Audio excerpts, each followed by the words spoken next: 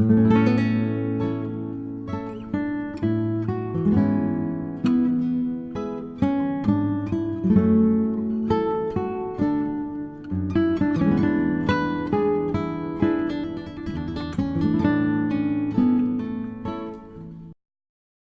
you like this video, please press the subscribe button to subscribe to this channel, and also give it a thumbs up. You can also support this channel with a donation by using the link in the description. Okay, 11, we have a picture. We see the Earth right in the center of the screen, over. Roger, Houston, Apollo 11. Calling in from about 130,000 miles out. And we'll zoom our camera in slowly to get the most magnification we can. Over. Roger.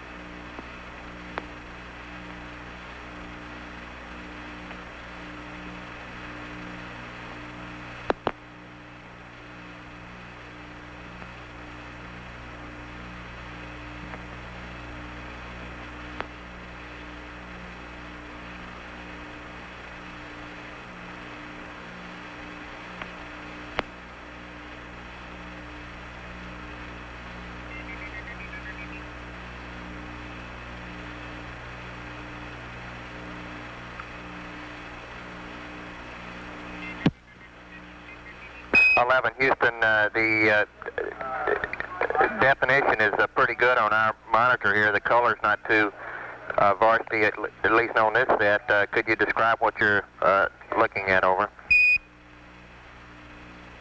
Roger, you're seeing Earth as we see it at our left-hand window, just a little more than a half Earth.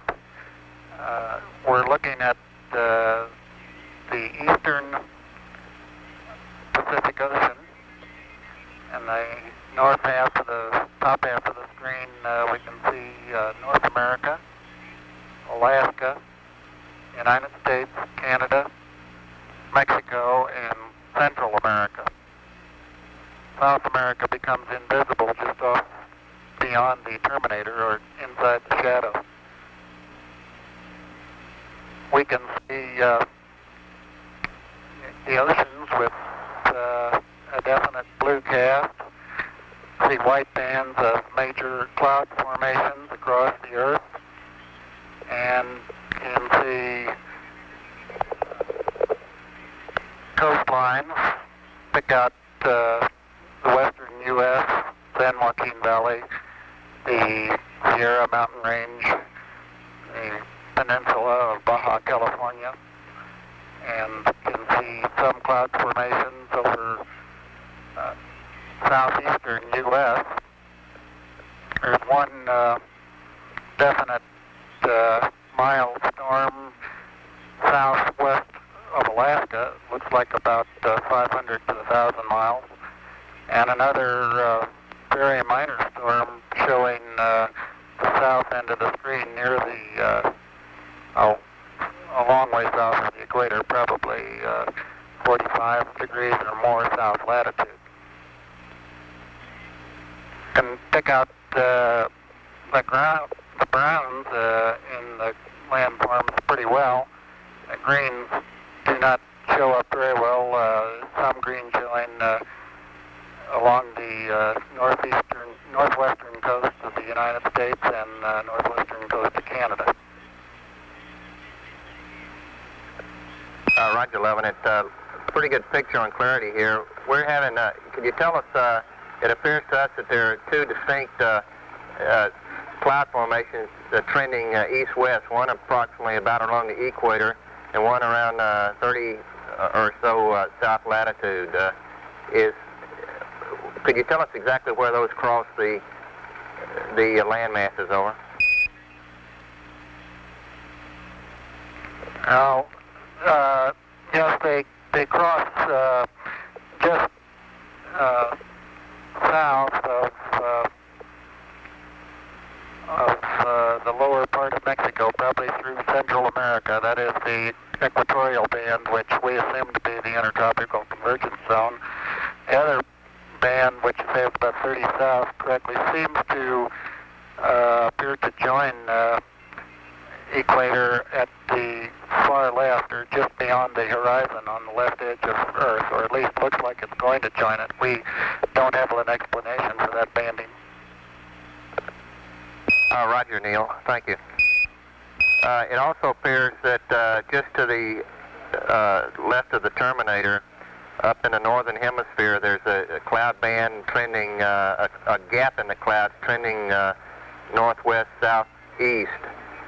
It appears to us that that comes in about over the northern United States, or perhaps the central United States. Is that about correct? Over.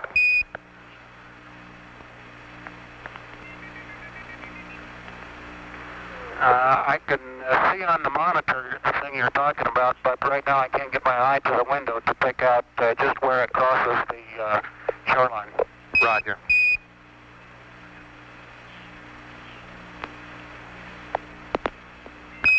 You guys are doing a good job. It's a real steady picture here. Where clarity is excellent. The color, it's the clouds are, the whites are distinct. The rest of it looks like a, to me anyway, on the monitor I'm observing, is a fairly greenish blue, is the way I describe it. Over.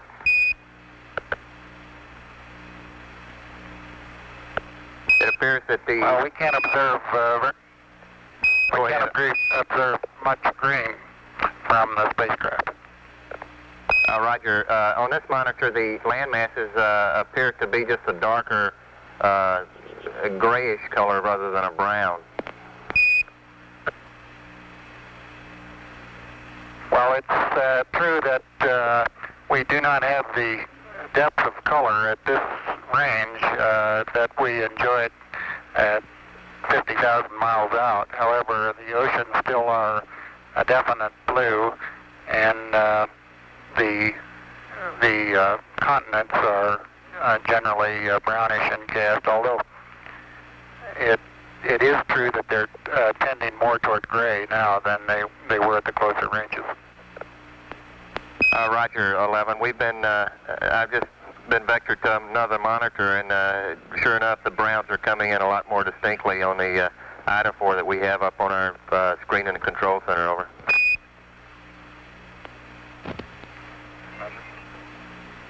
Okay, world, hold on to your hat. I'm going to turn you upside down.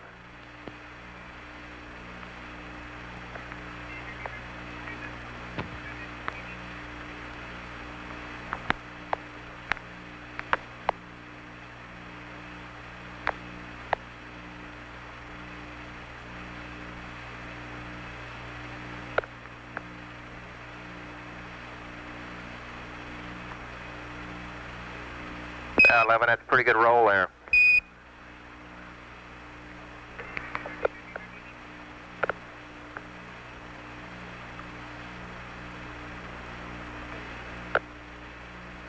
That's pretty sloppy, Charlie. Let me try that one again.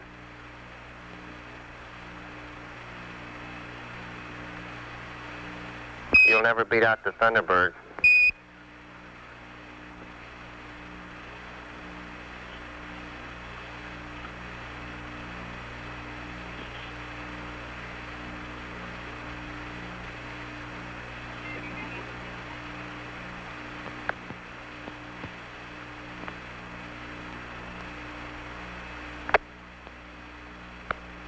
Apollo 11 Houston, that practice did you some good. It's looking real smooth roll there. Oops, spoke too soon.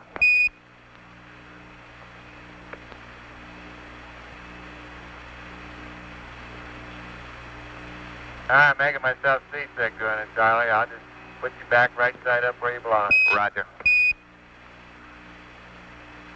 You don't get to do that every day.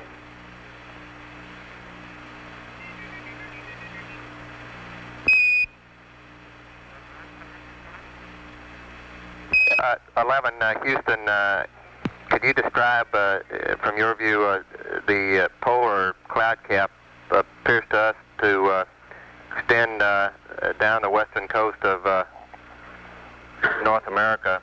Would you estimate how far it extends down? Over.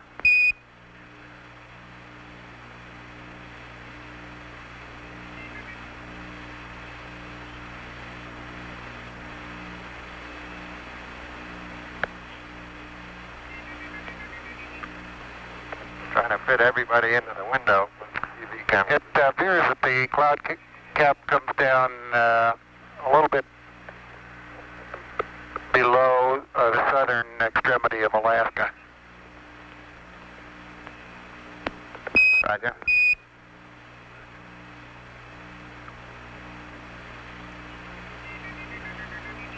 We've 11. We've lost our picture here now.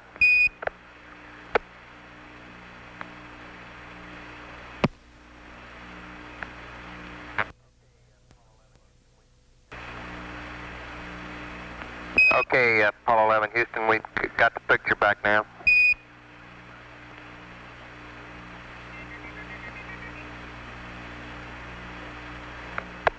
Unfortunately, we only have one window that has a view of the Earth, and it's filled up with the TV camera, so your view now is probably better than ours is. Roger, we copy. 11, Houston, if you could comply, we'd like to see some smiling faces up there. If you could give us some interior views, I'm sure everybody'd like to see you. Over. Okay, we'll reconfigure the TV for that. Roger.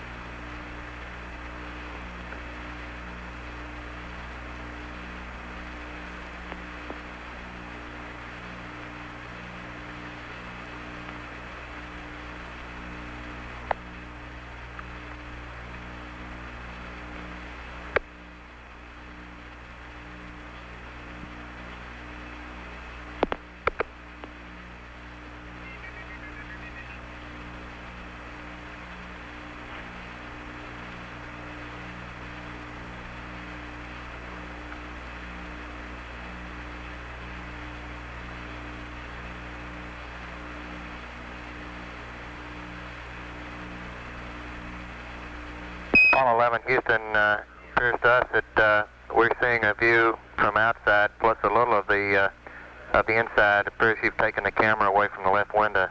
Now, over. That's correct. We're moving it back and reconfiguring for interior lighting. Roger.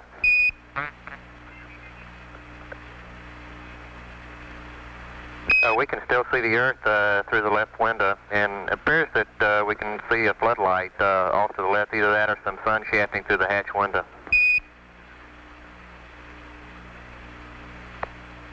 It's floodlight. Now we're coming in. Can't quite make out who that hatch.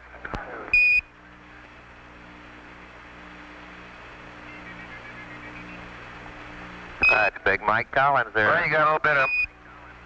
Yeah, hello there, sports fans. You got a little bit of me, plus Neil's in the center couch, and Buzz is doing the camera work this time. Roger, it's a little dark now, 11. Maybe a bigger f-stop might help. Yeah, that's in work.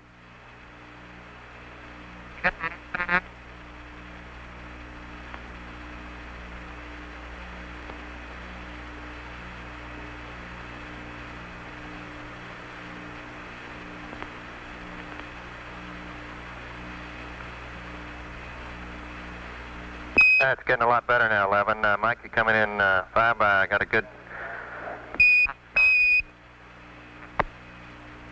All right, put on a coat. loading time. I'd known about this ahead of time. Is Buzz holding your cue cards for you, over? Cue cards have a no. We have no intention of competing with the professionals, believe me. We are very comfortable up here, though. We do have a happy home. There's plenty of room for the three of us, and I think we're all learning to find our favorite little corner to sit in. The Zero G is very comfortable, but after a while you get to the point where you sort of get tired of rattling around and banging off the ceiling and the floor and the side, so you tend to find a little corner somewhere and put your knees up or something like that to wedge yourself in, and that seems more at home. Roger, looks like Neil is coming in 5 by there, 11. Mike, see you in the background. The definition is really outstanding. The colors are good. It's a real good picture we're getting here. The Commander Armstrong. Buzz, when you take the camera over towards the window with the sun shafting through it, tend to blank it out, though. Yeah, Neil's standing on his head again. He's trying to make me nervous. Roger.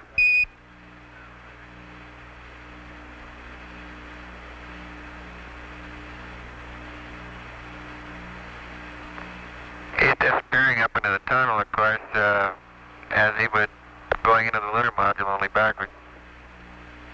Roger, we can see portions of the LAB now, the systems test meter panel in the lower part of the picture, or we did have it anyway. Okay, and then directly behind his head are our optical instruments, the sextant and the telescope that we used to take sightings with. Roger, copy, and we see the disky flashing with a 651. In fact, we can read registers 1 and 2 quite clearly. Yeah, the old high gain angle telling us which way the Earth is. Copy. That's a beautiful picture. Clarity is outstanding.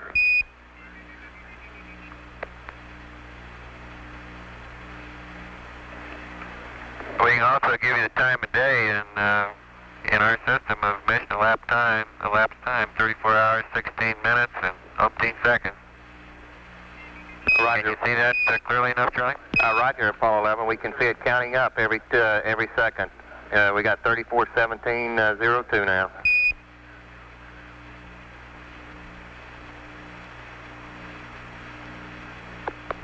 Okay, back to the high gain angles. Roger. Swing amp. And we've amputated those.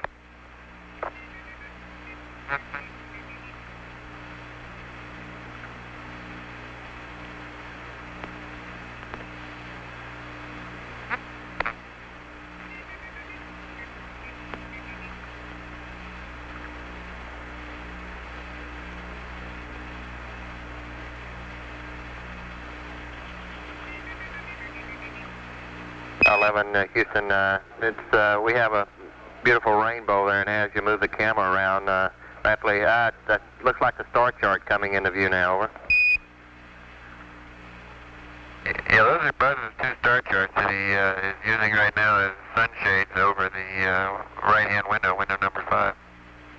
Roger, we see the sun shining in through it behind him and plotting out the equatorial, correction, the ecliptic plane and the stars that you're using for the navigation. You're right. He doesn't really need the charts. He's got them memorized. They're just for show. We copy. While we're pointing up in this direction, we see out our side windows the sun going by, and of course out one of our windows right now we've got the Earth. Now right behind my window, of course, we have the sun, because the sun is illuminating the star chart that we see.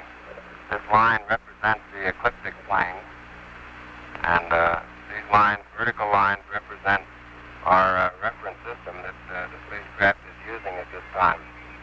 As we approach the moon will gradually grow larger and larger in size, and eventually it will be in eclipse. It will be eclipsing the sun as we go behind it, as we approach the lunar orbit insertion maneuver.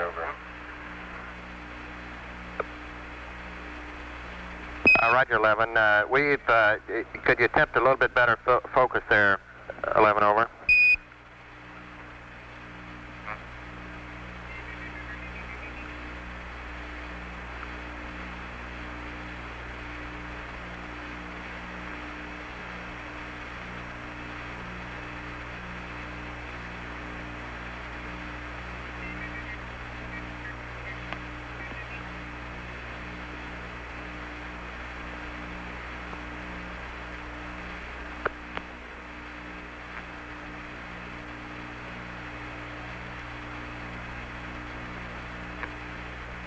Oh, 11, Houston, that's a lot better on the star chart now. We can make out the ecliptic plane and the planets and the sun and the moon as they're drawn at various places throughout the ecliptic plane, over. Okay, Charlie.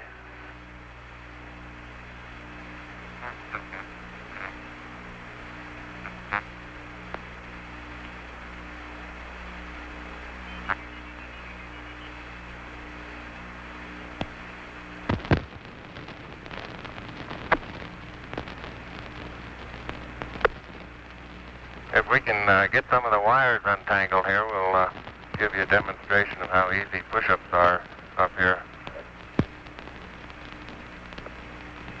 11, Roger. Good to do a buzz there.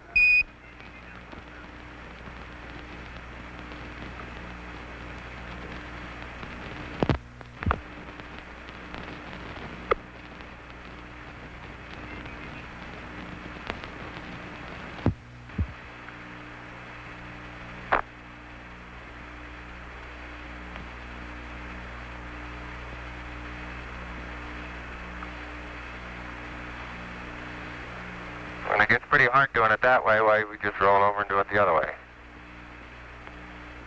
Roger, we copy. Couldn't figure out whether that was a chin-up or a push-up. Just take your choice, I guess.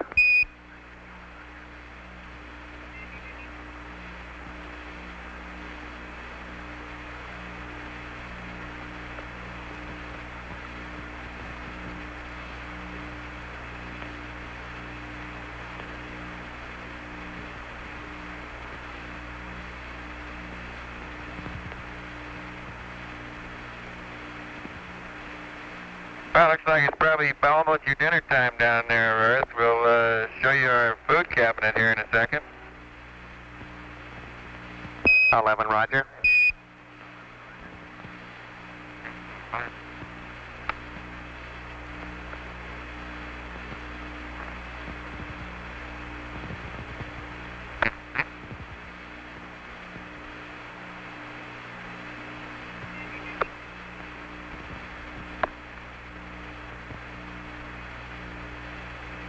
Houston, we see a box full of goodies there, over. Oh, we really have them, Charlie. We got all kinds of good stuff. We've got coffee up here in the upper left and various breakfast items, bacon in little small bites, and beverages like fruit drink. And over in the center part, we have, all kinds of things. Let me pull one out here and see what it is. Right.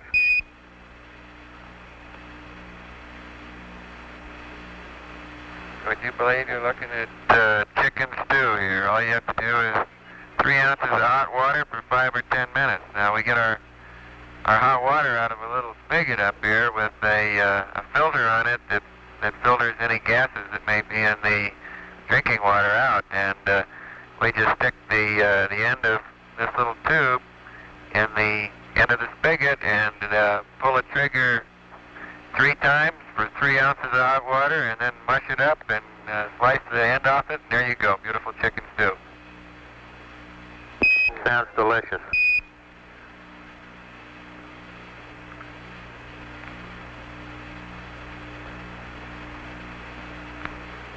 Yeah, the food so far has been very good. We couldn't be happier with it. Roger. Run that flashlight a second. The surgeons are saying thank you there for that. And it is sort of down in a dark corner, so we have a flashlight here to help us see things. And if I can let go of it carefully, it'll just hold itself right where it is. Roger. As long as you disturb it, will.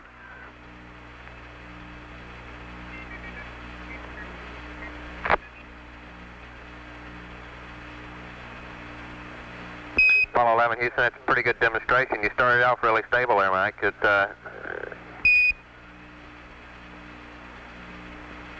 Well, the problem is, no matter how carefully you let go, you bump it just a tiny little bit, set it in motion, and once in motion, there she goes. Try that again. It looks fairly stable now with slow rotation.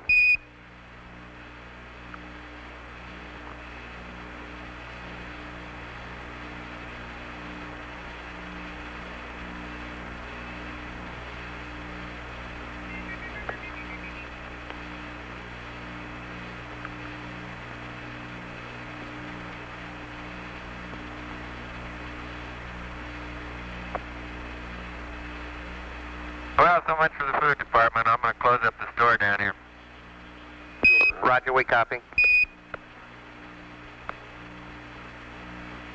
Charlie, we checked out the cable length, and we're thinking we might want to see if we can take the TV into the LEM with us tomorrow for part of the time. Over. Roger, good show. We'd like to see it if it'll reach that far. Over. We'll give it a try.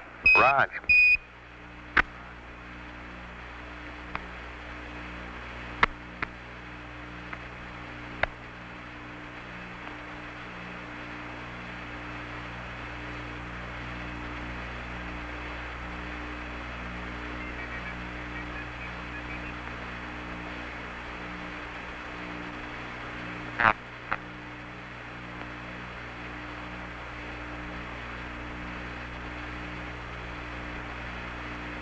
Now, where I sleep is down underneath this couch. Houston, Roger. Slowly sinking into the sack there.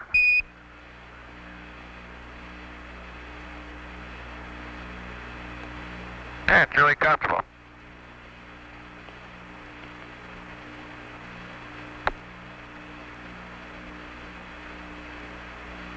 Forgot to give Buzzy's flashlight back.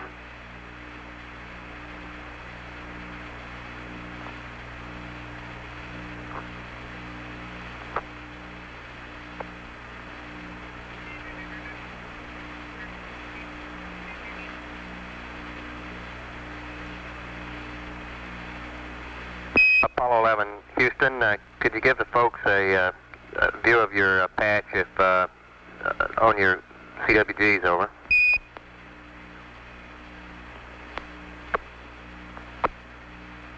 Yeah, stand by one, Charlie. We're trying to give you a close-up. All right.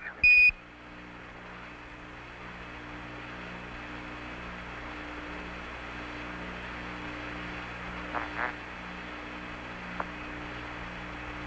11, Houston, we have the patch. Could you attempt to improve the focus slightly, over?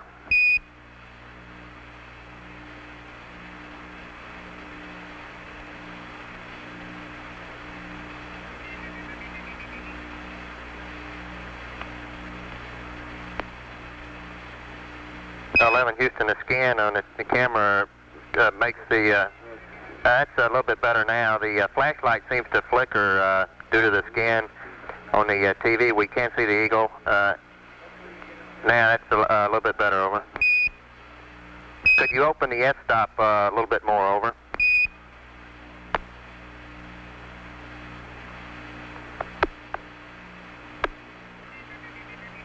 Yeah, it's open all the way. We're going to have to move Buzz around a little bit. Roger.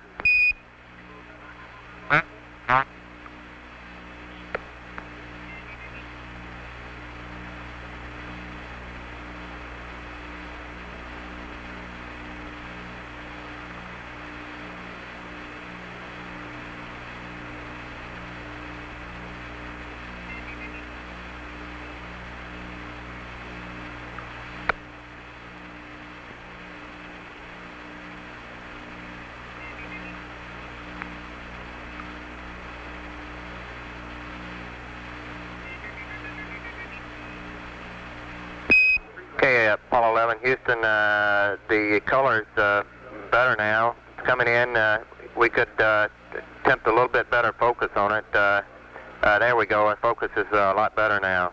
We see the eagle coming right in on the lunar surface. Over. That's very good now.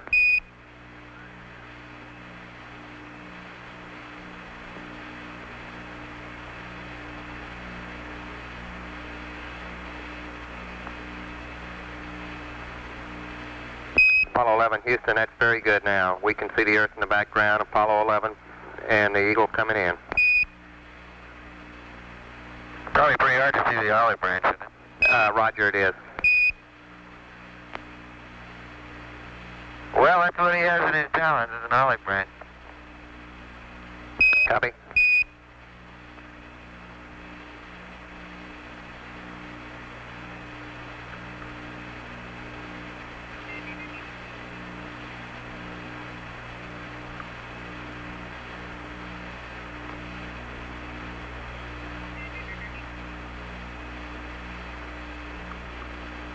Apollo 11, Houston, we're really impressed with the clarity and the detail that we have in the picture. The colors are, now it's really an excellent picture now that I'm looking at on our monitor, which is about 12 seconds before the networks can get it out due to the conversion that we have here on our TV converter. We're looking at the controls and display, the main display console, and we can see the disky up on the panel. Over.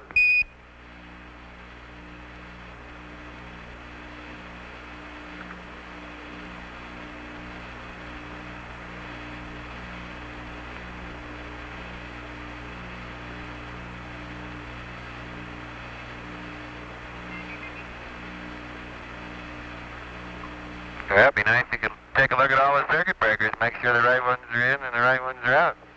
All right, Big Brother's watching. And we're glad of it.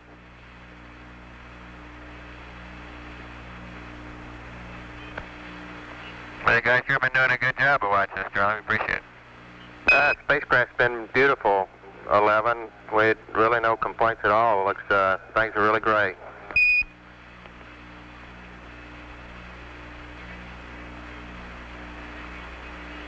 Can you see this disky on the NBC? That's affirmative. It appears that can't quite tell what program. We look like we're in Pooh. We see you punching in a verb 35, I think it is. Over. Yeah, might as well tell the ECOMs or tell the GNCs and everybody to hold on their hat and I'll push the enter button. Right.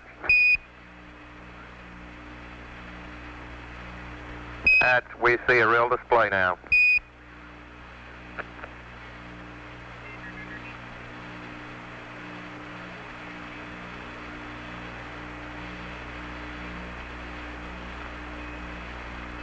That's a good demonstration of how the crew has the interface with the computer, talking to the programs and all that we have in the computer.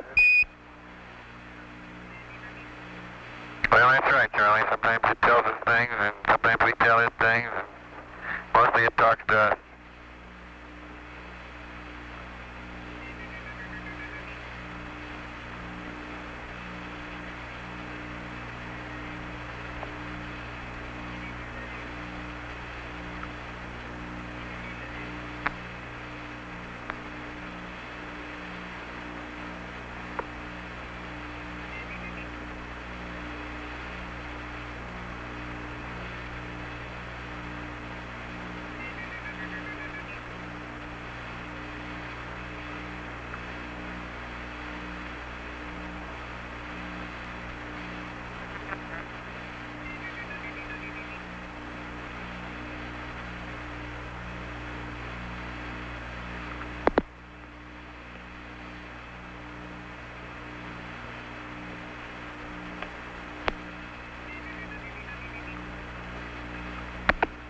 Apollo 11, Houston, we just lost our pick. I see we're going back outside now. Over.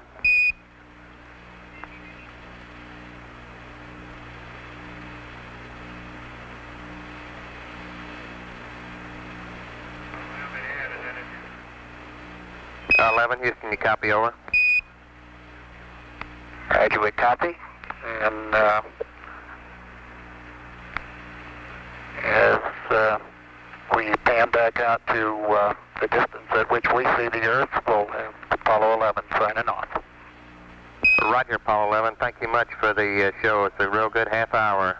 Appreciate it. Thank you very much. Out.